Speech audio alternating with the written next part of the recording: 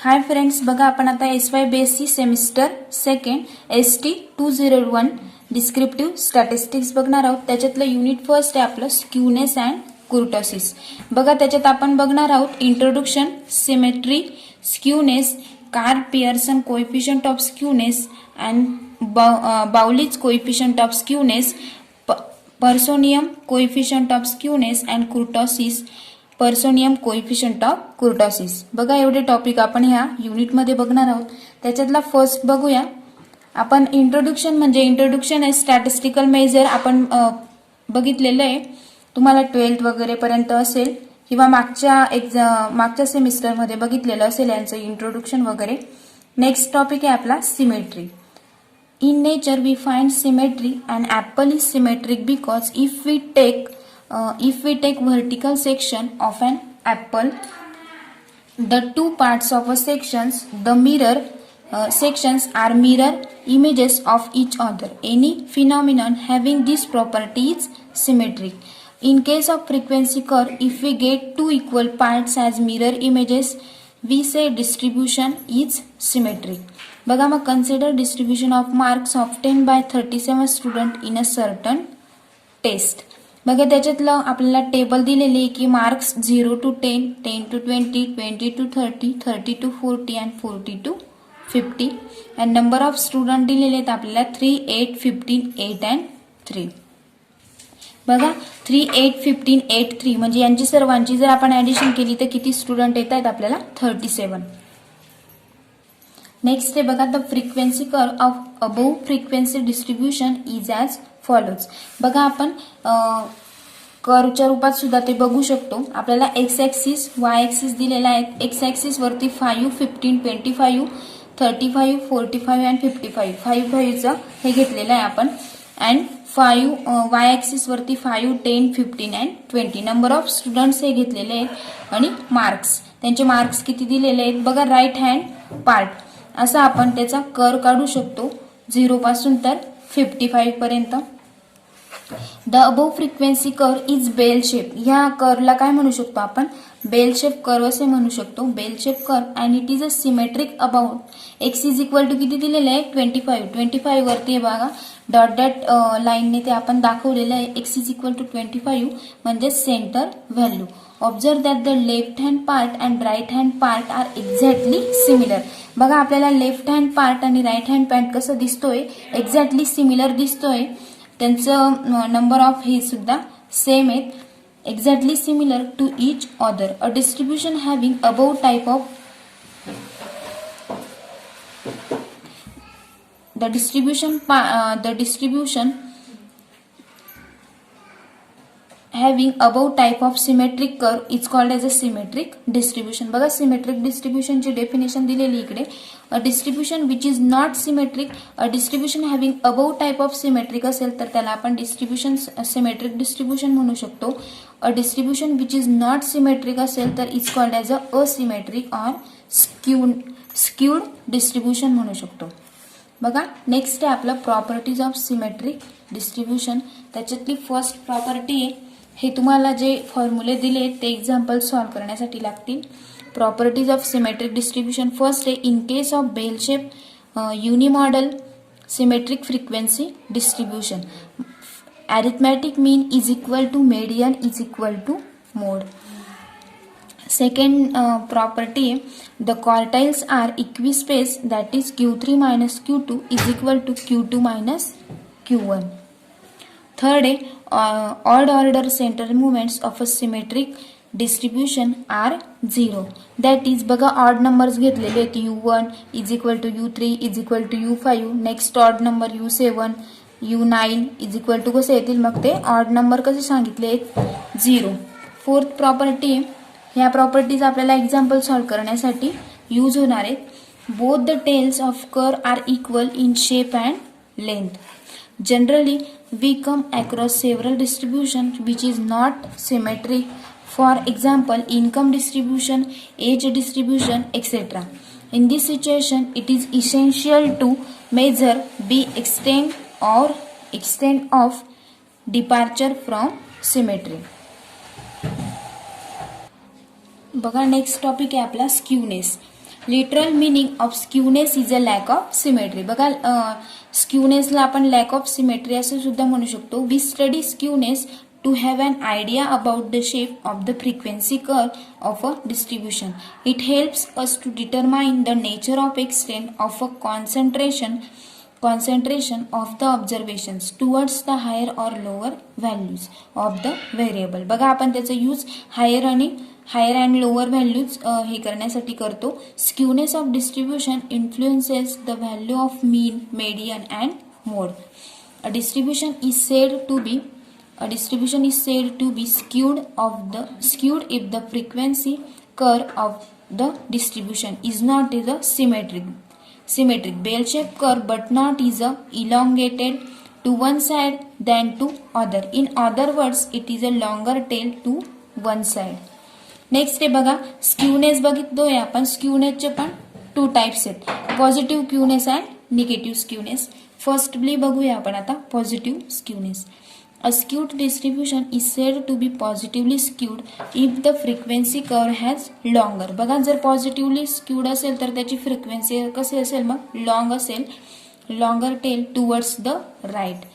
In this case, there is more density of observation in the lower part of a range of variable. Here मग positive skewness मध्ये काय असेल मग mode less than equal to median less than equal to mean असेल. बघा त्याचा आपल्याला curve सुद्धा दिलेला आहे, एक्स ॲक्सिस, वाय ॲक्सिस, मग मोड, मेडियन अँड मीन. जसं आपण बघितलं मोड कसा असतो लेस दॅन इक्वल टू मेडियन असतो आणि लेस दॅन इक्वल टू मीन. त्या पद्धतीनेच आपण फिगर सुद्धा काढलेली आहे, मोड, मेडियन अँड मीन. ते लहान लहान होत गेलेले आहेत. नेक्स्ट आहे the distribution of income of persons, house, rent are typical example of positively skewed distribution. बघा मग तुम्हाला जर विचारले की पॉझिटिव्ह स्क्यूडचे एक्झाम्पल्स कोणते देता येतील तर income of persons, house, rent are typical examples येते. आता सेकंड बघूया आपण negative skewness. A skewed distribution is said to be negatively skewed if the frequency curve has longer tail towards the left. बघा आपण बघितलं की पॉझिटिव्ह स्क्यूड मध्ये कसं होतं लॉंगर टेल बट कोणत्या ह्याच्यात राईट मध्ये होतंय, इथं कसं होतंय लेफ्ट कडे. लेफ्ट अँड राईट फक्त एकच लक्षात ठेवायचं आहे आपल्याला, तिकडे राईट आणि इकडे left. In this case, there is more density of observation in the upper part of the range of variable. तिकडे काय होतं आपलं lower part of the range of variable होतं, इकडे काय आहे अप्पर पार्ट. फक्त एवढे जरी आपण वर्ड लक्षात ठेवले बाकीचे डेफिनेशन सेमच आहे. तिकडे आपण राईट बघितलं, इकडे लेफ्ट, तिकडे आपण लोअर बघितलं, इकडे upper part of a range of variable. Here mean less than equal to median less than equal to mode. बघा ऑपोजिट आहे, इकडे मीन सर्वात लहान होता, इकडे काय आहे मीन मोठा आहे, म्हणजेच mean less than equal to median less than equal to mode. लक्षात ठेवायला पण सोपं होईल हे. बघा त्याची पण आपल्याला फिगर दिलेली आहे, एक्स ॲक्सिस, वाय ॲक्सिस. मीन कसं आहे मग लहान, ओके मीन म्हणजे ते काय आता व्हॅल्यू तेव्हा कशा झाल्या होत्या वाढत लहान लहान होत गेल्या होत्या, इकडे काय होत आहे वाढतो येतो कर म्हणजे mean, median and mode. The distribution of age at depth is an example of negatively skewed distribution. बघा मग याचं निगेटिव्हली स्क्यूडचं एक्झाम्पल काय सांगता येईल आपल्याला, age and death is an example, age आणि डेथ. नेक्स्ट टॉपिक बघूया आता, Karl Pearson coefficient and skewness. From figure 1.2 and 1.3. आत्ताच आपण बघितलं 1.2 कसली होती positively skewed and 1.3 negatively skewed. It is clear that skewness affect the values of averages, that is mean, median and mode. बघा आता त्याच्या व्हॅल्यू कशा झालेल्या आहेत आपल्याला ॲव्हरेजेस मध्ये. For symmetric distribution all these average are equal, but due to skewness mode is more affected than mean. So the difference between mean and mode, that is mean minus mode, can be taken as a measure of extent of skewness. This is an absolute measure of skewness expressed in terms of the units of measurement. Therefore, this measure is not suitable for comparing the skewness of two distributions with different unit of measurement.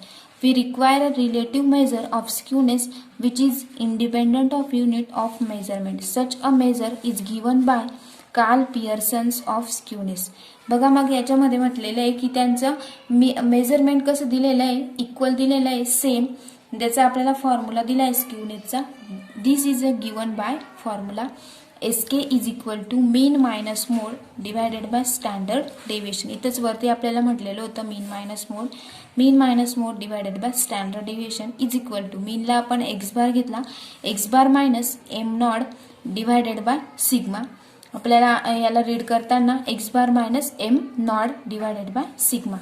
बघा मग remarks दिलेली. First remark, if mode is indeterminate for the given frequency distribution then SK is defined as.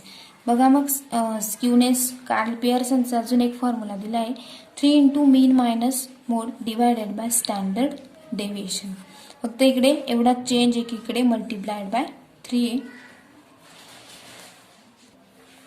Second note आहे आपली, it can not be computed for a distribution with open end classes as well as qualitative data.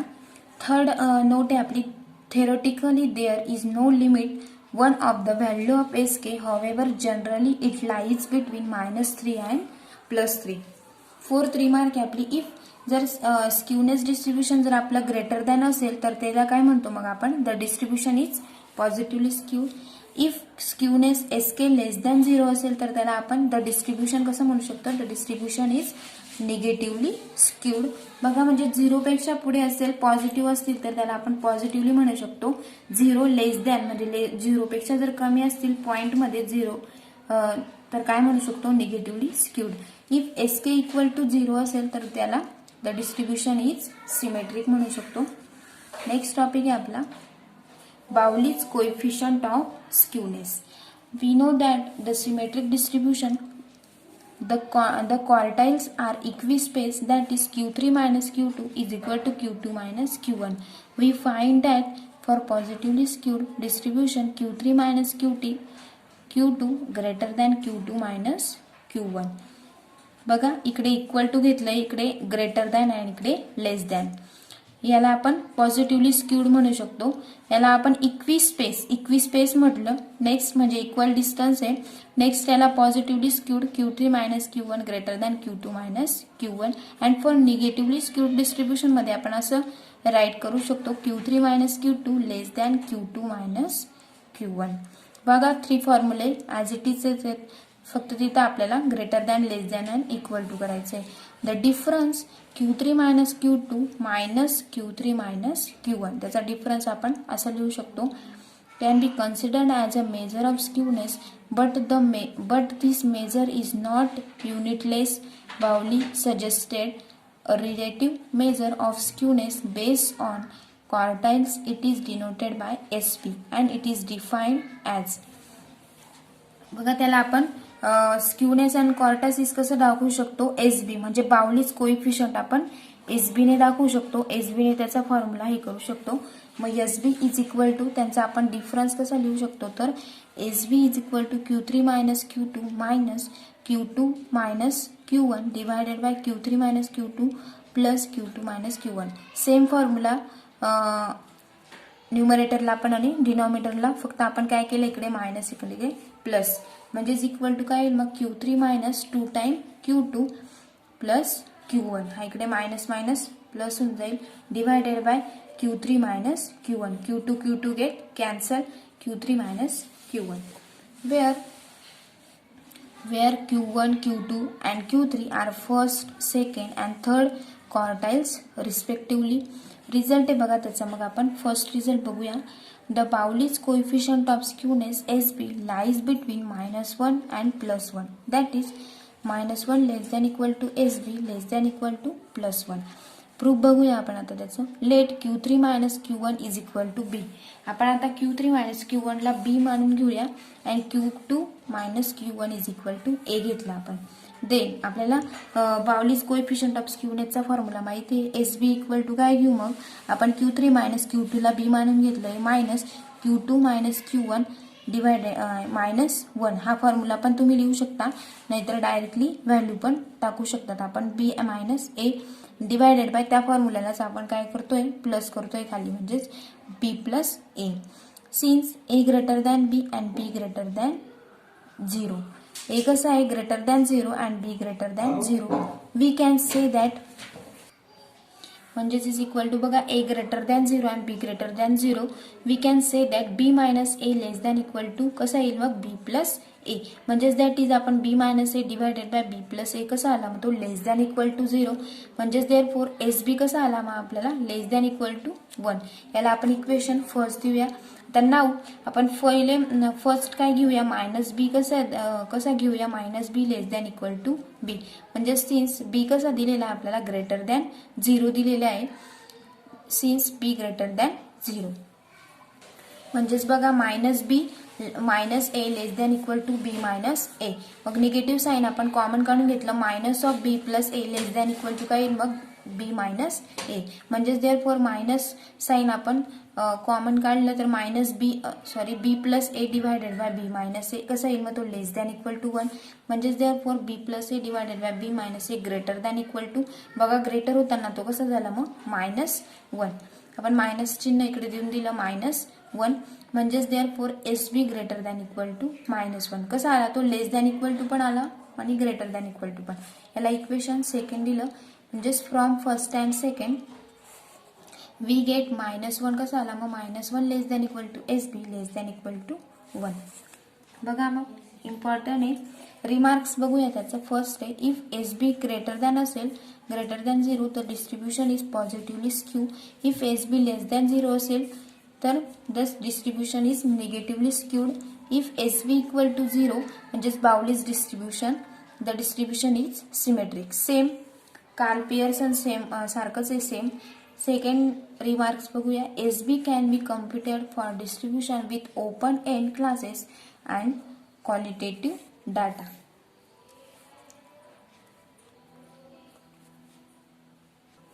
बघा आपण इथे remarks सुद्धा बघितले आहेत. आपण next लेक्चरला पियर्सन कोएफिशियंट ऑफ स्क्यूनेस कसं फाइंड करायचं हे बघूया.